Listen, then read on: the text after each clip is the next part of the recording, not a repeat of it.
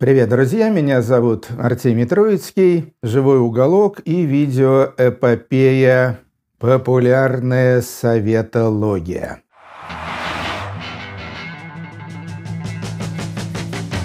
Сегодня у нас будет тема, с одной стороны, очень важная, с другой стороны, сразу предупреждаю, что коснусь я ее максимально поверхностно. Название темы звучит так: «СССР и армия». Наверное, мало вообще найдется таких тем, в которых я до такой степени не был бы специалистом и вообще человеком, обладающим каким-то опытом и познаниями, как вот это самое армейское. Дело в том, что я в армии не служил. Более того, на военных сборах каких-то институтских тоже не был. Дальше военкомата в какие-то военные учреждения не заходил.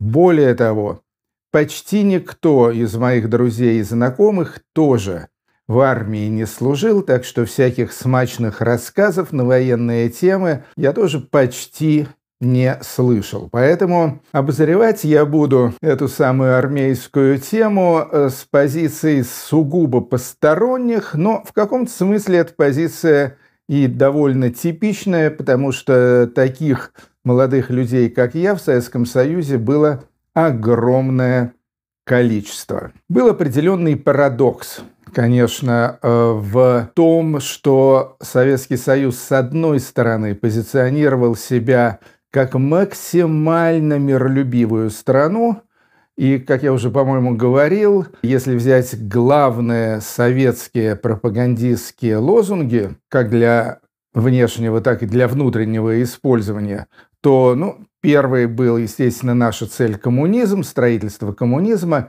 но второй, наверное, по популярности и по настоятельности лозунг был «Миру мир». Мы за мир, за дружбу, за улыбки милых и все такое прочее.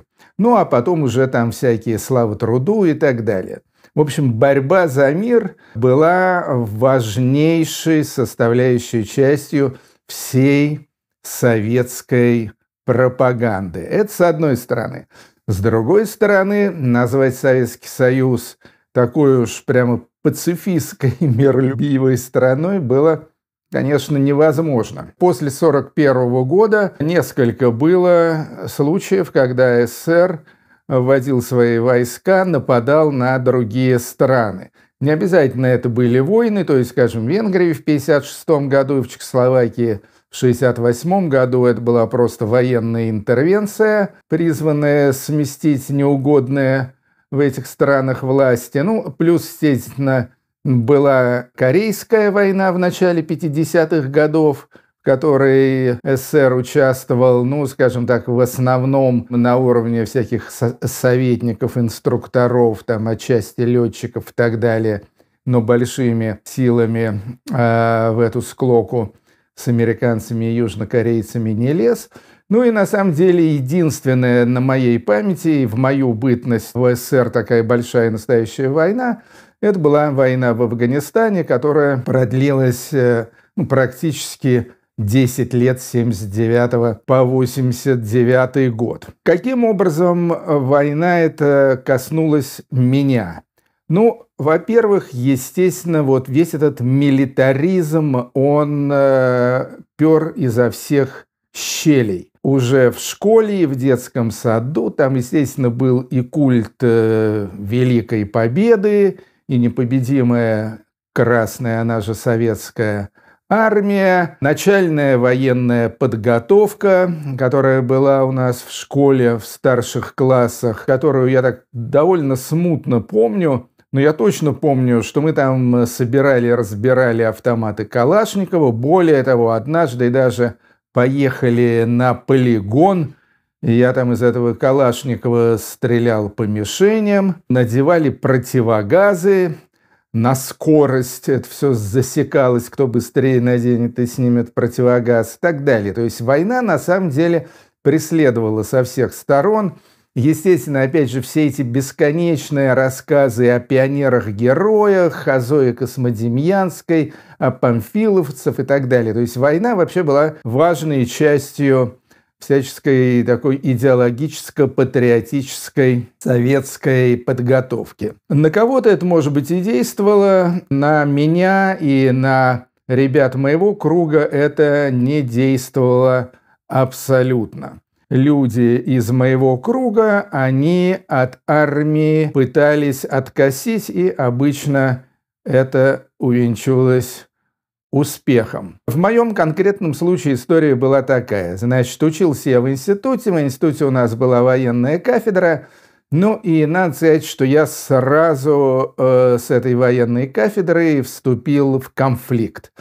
Мне не нравилась эта муштра, мне не нравилось, мне было просто смешно вот все то, что нам пытались там на этой военной кафедре втолковать. Это были вещи абсолютно мне чуждые, категорически не то, что неинтересные, а, в общем-то, даже и противные. Поэтому один курс я на военной кафедре проучился, а со второго курса, институтский это уже был третий курс, меня с военной кафедры отчислили. Надо сказать, что это был уникальный случай в истории Московского экономико-статистического института. Мне, по крайней мере, говорили, что не помнят, чтобы кого-то еще отчисляли с военной кафедры. Естественно, там за какие-то споры, за длинные волосы и все такое прочее. Поскольку меня с военной кафедры отчислили, то меня должны были тут же забрать в армию. В армию мне идти категорически не хотелось. По причинам, которые я изложу чуть позже, я занялся тем, чем занимались все мои друзья, в том числе, куча всяких известных музыкантов, там и Гребенщиков, и Мамонов, и Цой, и прочее, и прочее. Самой популярной статьей «Откоса» была статья номер 7, а именно всяческие психические заболевания. Это можно было симулировать, для этого надо было лечь в психушку, имитировать там шизофрению, буйное помешательство, маниакальную депрессию или что-нибудь еще. Но мне, к счастью, повезло чуть больше, потому что я заикался. Помню, с одной подружкой, молодой врачихой, мы с ней, значит, однажды уединились, она прихватила с собой такую брошюрку, где были перечислены все статьи, по которым освобождали молодых людей от военной службы. И стали с ней изучать эту брошюрку, и обнаружилась там статья номер 4, там со всякими подпунктами А, Б, В, Г, там и так далее. Моя статья, это была 4, я уже не помню, что именно, и называлась она «Сильная степень заикания, вызванная травмой черепа». Надо сказать, что заикался я поначалу, на самом деле, довольно сильно, потом как-то методом самолечения от этого логопедического недуга почти избавился. Так что тема мне была знакома, сымитировать сильную степень заикания сложности для меня не представляла. Насчет травмы черепа это было и вовсе проще простого. Я просто говорил, что да, играл в волейбол, поскользнулся, ударился сильно затылком, сотрясение мозга, то все, травма черепа и так далее. Без всяких трудов я от армейской службы избавился, после чего вообще мне было даже намного легче учиться, потому что я не посещал военную кафедру, а это был целый от начала до конца учебный день в институте. И надо сказать, что получив этот ярко-красного цвета военный билет, армия от меня целиком и полностью отвяла. То есть больше в моей жизни никак она не возникала, не приходили мне никакие повестки, вообще ничего абсолютно. А военный билет стал даже довольно полезной штукой, потому что бывали в моей жизни неоднократно всякие стрёмные ситуации, когда я оставался вообще без паспорта, а военный билет по советским законам вполне мог в любых, кажется, может, кроме бракосочетания и прописки случаях жизни, заменять паспорт. Так что военный билет мне помог. Теперь почему? Почему мне так не хотелось, и мне, и, в общем-то, и всем моим приятелям так не хотелось идти в армию? Во-первых, мы все были любители рока, а значит, мы все были хипари, а речь идет о первой половине 70-х годов, вообще о 70-х годах, были мы хипари, были мы пацифисты, и поэтому война, убийство, насилие, вся вот эта муштра и так далее, все это было нам крайне антипатично. Во-вторых, хотя войны, скажем, в то время, когда я косил, не было, это были годы там типа 74-75, до Афгана еще оставалось какое-то время, хотя войны не было, но слухи об армии ходили самые неаппетитные, то есть все знали о таком явлении, как дедовщина. Дедовщина – это когда старослужащие, то есть те, кто служит уже второй год из 2 положенных на службе в армии, когда они всячески эксплуатировали новобранцев, издевались над ними и прочее, прочее. Было много случаев там и побоев, и убийств, и самоубийств, и прочее, прочее. Естественно, никому не хотелось под эту дедовщину попасть. Были, естественно, некоторые такие пафосные лозунги типа «есть такая профессия – Родину защищать».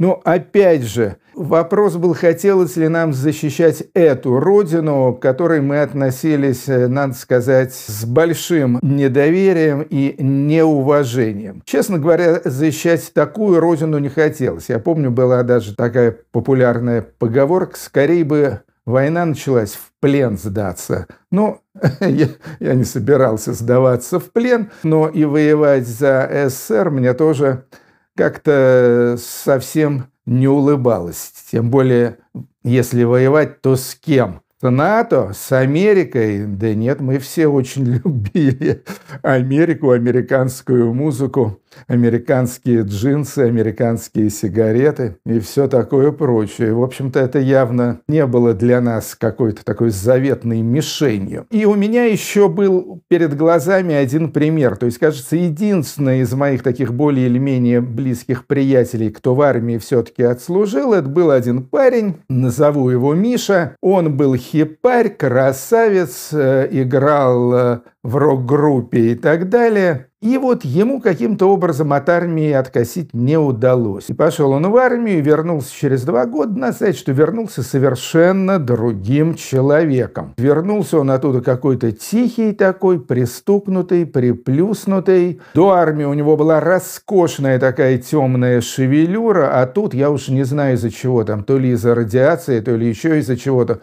он как-то вдруг сильно облысел. Из тусовки, вернувшись из армии, он вышел, в рок-группу свою не вернулся, быстренько там устроился на какую-то скучнейшую работу, женился на какой-то тоже такой тихой, совершенно не хиповой девушке. Жалко было парня, и совершенно не хотелось ему уподобляться. Хотя, кстати говоря, он даже служил, я не думаю, что это было по блату, но служил он где-то под Москвой в ракетных частях.